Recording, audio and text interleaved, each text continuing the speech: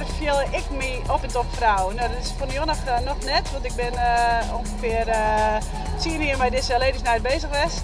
Op mijn allerbeste Fries probeer ik nou wat te zezen. Het wordt hartstikke gezellig en ik wens iedereen een nog een junta en nou, ontjen. Hoi!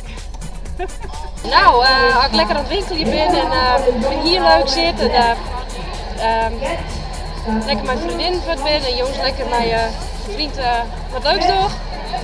Nou, Jonnig vind ik me helemaal op de top vrouw. Lekker shoppen, heerlijk. Nou, ik viel mij dus nog een echte vrouw op zijn beurs.